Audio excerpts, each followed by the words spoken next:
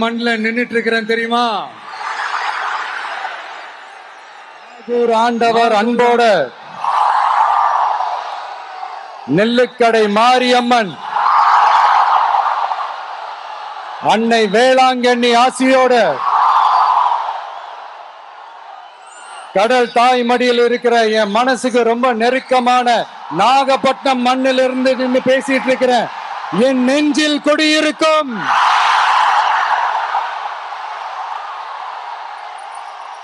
உங்கள் அனைவருக்கும் என்னைக்குமே ஒரு மீனவ நண்பனா இருக்கிற இந்த விஜயோட அன்பு வணக்கங்கள். இந்த கப்பல் இருந்து வந்து இறங்குற இந்த பொருட்களை எல்லாம் விற்கிறதுக்காக அந்த காலத்துல அந்தி கடையெல்லாம் நாகப்பட்டினத்துல இருக்கும்னு கேள்விப்பட்டிருக்கிறேன். மீன் பிடிக்கிற தொழில், மற்ற தொழில்கள், இந்த விவசாயம், எந்த பக்கம் திரும்பினாலும் எப்படி பார்த்தாலும் உழைக்கிற மக்கள் இருக்கிற ஊர் தான் நம்ம நாகப்பட்டினம் ஊரு. மத வேறுபாடே இல்லாத அனைவருக்கும் பிடித்து போன மத சார்பின்மைக்கு எடுத்துக்காட்டாக வாழ்ற உங்கள் அனைவருக்கும் மீண்டும் என்னுடைய சிரம் தாழ்ந்த ஸ்பெஷல் வணக்கங்கள். இந்த தமிழ்நாட்டில் இந்த மீன் ஏற்றுமதியில 2வது இடத்துல இருக்கிறது நம்ம நாகப்பட்டினம் ஹார்பர் தான். ஆனா அங்க நவீன வசதிகளோட இந்த மீன் பதப்படுத்துற இந்த மாடர்ன் தொழிற்சாலைகள்லாம் இல்ல. அது மட்டும் இல்ல, இந்த அடிப்படை வசதிகள் கொண்ட இந்த வீடுகள்லாம் இல்லாம ரொம்ப அதிகமா இந்த குடிசை பகுதிகள் இருக்கிற ஊரும் நம்ம நாகப்பட்டினம் ஊரு தான்.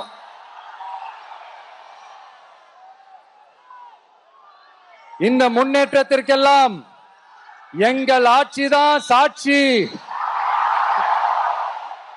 அப்படி இப்படின்ட்டு இந்த அடுக்குமொழியில பேசி பேசி அது நம்ம கேட்டு கேட்டு காதுல இருந்து ரத்தம் வந்ததான் மிச்சம். இவங்க ஆண்டது பத்தாதா? இப்படி தவிக்கிறாங்களே நம்ம மக்கள், அது பத்தாதா?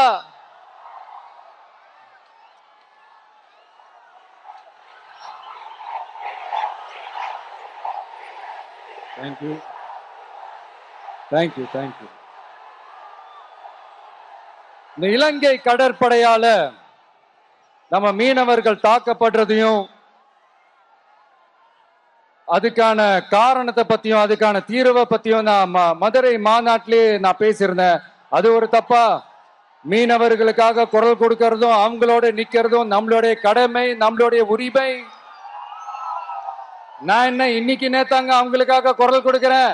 இதே நாகப்பட்டினத்துல 14 வருஷத்துக்கு முன்னாடி 2011 February 22 இதே நம்ம மீனவர்கள் தாக்கப்பட்டதை கண்டிச்சு ஒரு பொதுக்கூட்டம் ஒண்ணு நடத்தணும் இல்லையா? இந்த விஜய் களத்துக்கு வர்றது ஒண்ணு புதுசு இல்ல கண்ணா. எப்போ வந்தாச்சு. என்ன ஒண்ணு, முன்னாடிலாம் விஜய் மக்கள் இயக்கம் என்ற அந்த இயக்கமா வந்து நிற்போம். இப்ப தமிழக வெற்றி கழகம் என்ற அந்த ஒரு அரசியல் இயக்கமா வந்து நிக்கிறோம். அவ்வளவுதான் வித்தியாசம். அன்னைக்கும் சரி, இன்னைக்கும் சரி, இனிமேலும் சரி, மக்களுக்காக மக்களோட நிக்கிறது தான். இது புரிய வேண்டியவங்களுக்கு புரிஞ்சா சரி.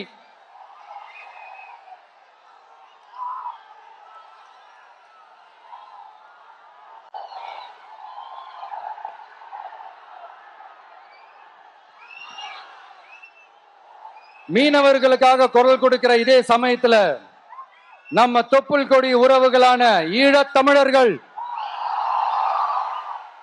அவங்க இலங்கையில இருந்தாலும் உலகத்துல எந்த மூலையில இருந்தாலும் தாய்ப்பாசம் காட்டின தலைவனை இழந்து தவிக்கிற அவங்களுக்காகவும் குரல் கொடுக்கிறது, அவங்களுக்காகவும் நிக்கிறது நம்மளோட கடமை இல்லையா? மீனவர்களோட உயிர் எந்த அளவுக்கு முக்கியமோ அந்த அளவுக்கு ஈழத் தமிழர்களோட அவங்களுடைய கனவுகளும் அவங்களுடைய வாழ்க்கையும் நமக்கு ரொம்ப ரொம்ப முக்கியம். நம்ம மீனவர்கள் படுற இந்த கஷ்டத்தை எல்லாம் பார்த்து ஒரு பெருசா ஒரு கடிதம் ஒண்ணு எழுதிட்டு அதுக்கப்புறம் கப்சிப்னு சைலண்டா போறதுக்கு நாம ஒண்ணு இந்த கபட நாடக திமுக அரசும் கிடையாது. மத்த மீனவர்கள்னா இந்திய மீனவர்கள், நம்ம மீனவர்கள்னா தமிழக மீனவர்கள்.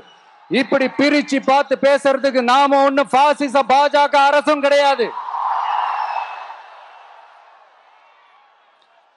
நிரந்தரமான தீர்வு, நிரந்தரமான ஒரு இந்த ப்ராப்ளத்தை சால்வ் பண்றதுதான் நம்மளுடைய ஒரு முக்கியமான ஒரு அஜெண்டாவே. சரி, இப்ப நம்ம நாகப்பட்டினம் ஏரியாவுக்கு வருவோம்.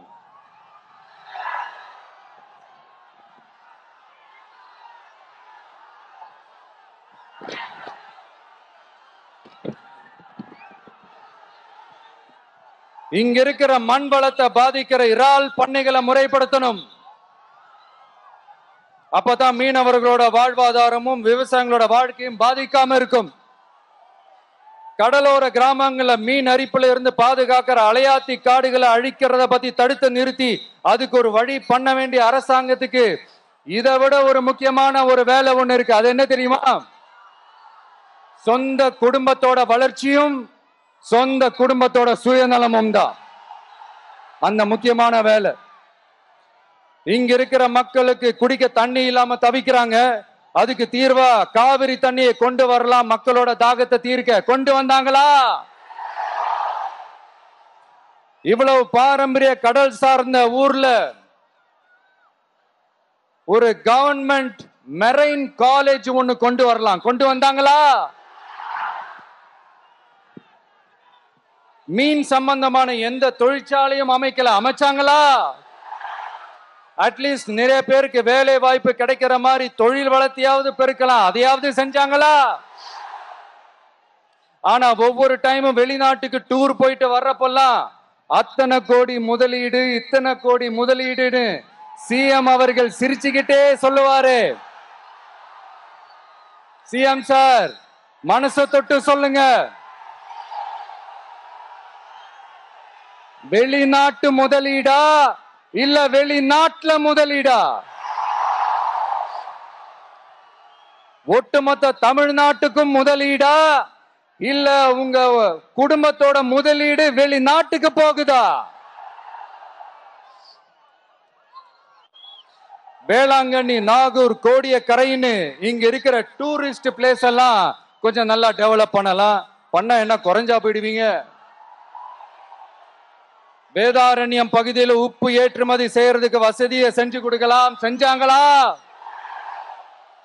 நாகூர் ஆண்டவர் அரசு மருத்துவமனையில பிரசவம் பார்க்கிற டாக்டரே இல்லையா? நாகப்பட்டினம் புது பஸ் ஸ்டாண்டையாவது சுத்தமா சுகாதாரமா வச்சுக்கிறாங்களா? நாகப்பட்டினம் ரயில்வே ஸ்டேஷன் வேலைகளை சீக்கிரமா முடிச்சு வைக்கலாம். அதையாவது செஞ்சாங்களா? இங்க ஏற்கனவே இருந்த ஸ்டீல் ரோலிங் மில்லையும் ரயில் பெட்டி தயாரிக்கிற தொழிற்சாலை மூடிட்டாங்க. அத மறுபடியும் திறந்தா நிறைய பேருக்கு வேலை வாய்ப்புகள் கிடைக்கும். ஏன் அதை பத்தி யோசிக்கல? மேலக்கோட்டை வாசல் NH மேம்பாலம் கட்டி 50 வருஷம் ஆச்சு. அது சரியா மேம்படுத்தலாம். அதை செஞ்சாங்களா?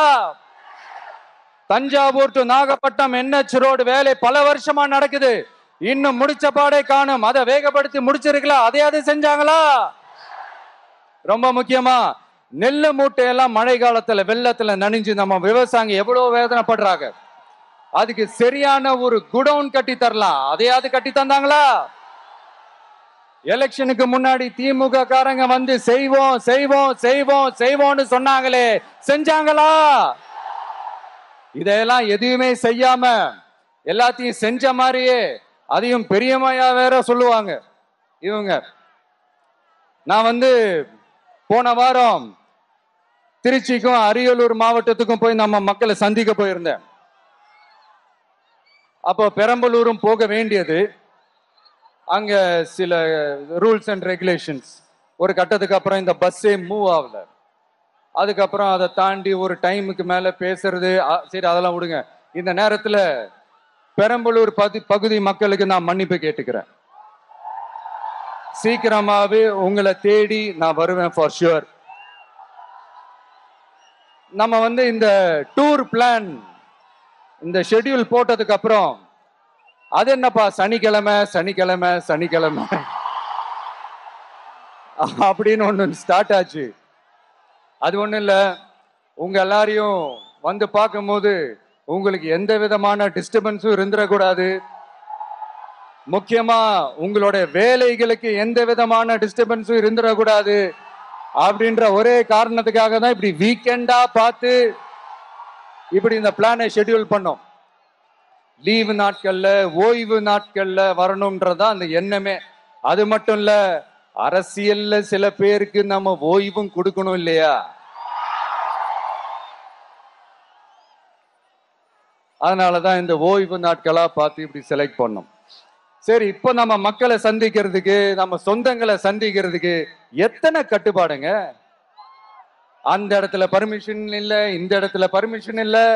ஆனா அதுக்கான காரணங்கள்லாம் நீங்க கேட்டீங்கன்னா சொத்தையான காரணமா இருக்கும். அங்க பேசக்கூடாது, இங்க பேசக்கூடாது, 5 நிமிஷம் தான் பேசணும், 10 நிமிஷம் தான் பேசணும்.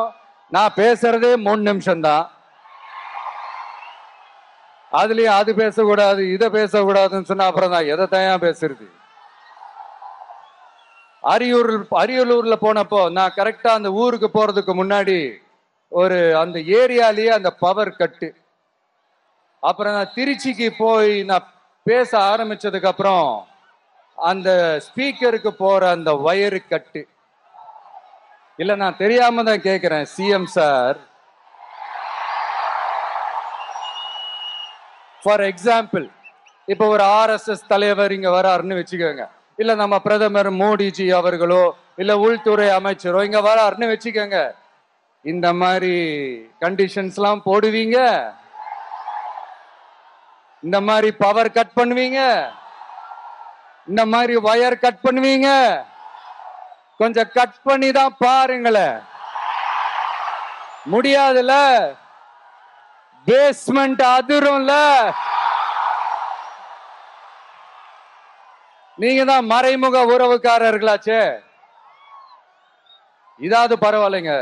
இதை தாண்டி ஒரு ரூல் ஒண்ணு போட்டாங்க, பஸ்ஸுக்குள்ளேயே இருக்கணுமா, பஸ்ஸை விட்டு வெளியில வரக்கூடாதா, கையை இவ்வளவுதான் தூக்கணுமா, இப்படியே வரணுமா, மக்களை பார்த்து சிரிக்காத, மக்களை பார்த்து கையசைக்காத, இப்படியெல்லாம். ஐயோ ஐயோ ஐயோ, நானும் என்னவோ ஏதோ நினைச்சேங்க. செம்ம காமெடியா இருக்குங்க. I'm just enjoying like anything. நேரடியாவே கேட்கிறேன், சிஎம் சார் மிரட்டி பாக்குறீங்களா? அதுக்கு இந்த விஜய் ஆள் இல்ல சார், அதுக்கு நாம ஆள் இல்ல சார்.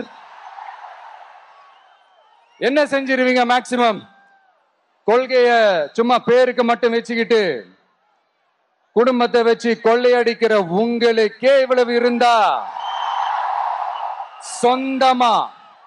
சொந்தமா உழைச்சி சம்பாதிச்ச எனக்கு எவ்வளவு இருக்கும்?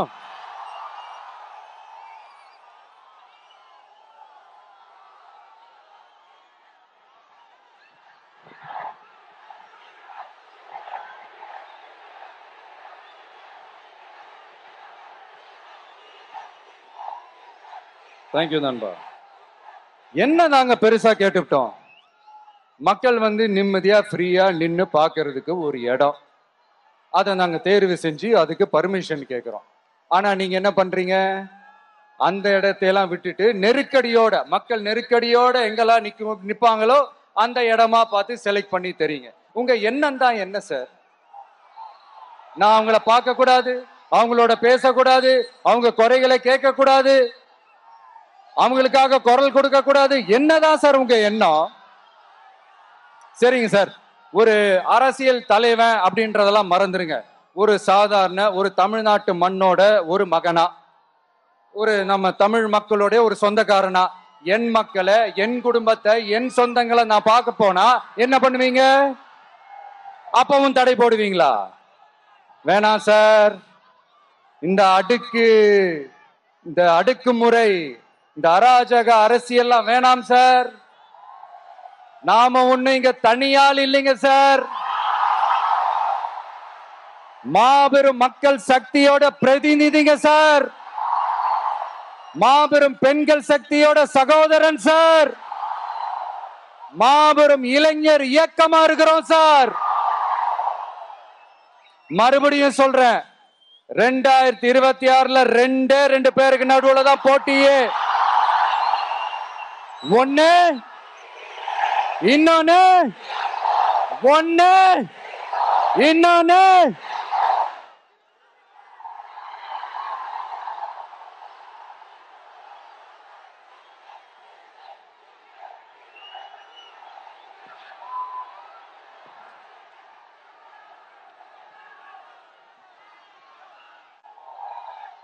இந்த பூச்சாண்டி வேலையெல்லாம் காட்டுறதை விட்டுட்டு தில்லா கெத்தா நேர்மையா எலெக்ஷனை சந்திக்க வாங்க சார்.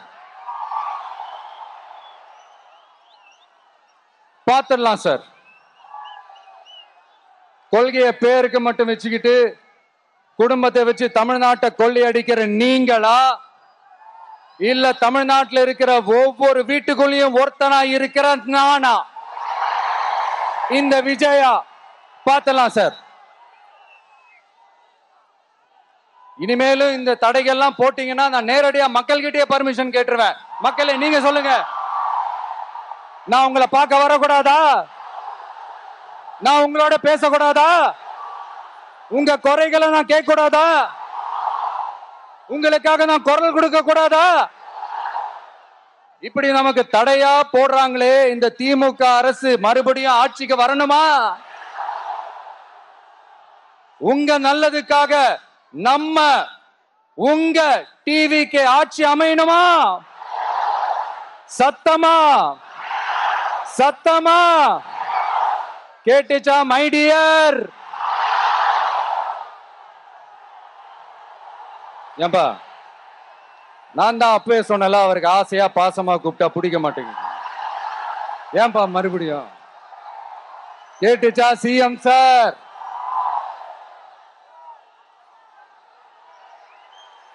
இந்த போர் முழக்கம் உங்களை ஒரு நிமிஷம் கூட தூங்க விடாது, துரத்திக்கிட்டே வரும். கான்பிடண்டா இருங்க, நல்லதே நடக்கும், வெற்றி நிச்சயம். மீண்டும் சந்திக்கும் வரை நன்றி, வணக்கம்.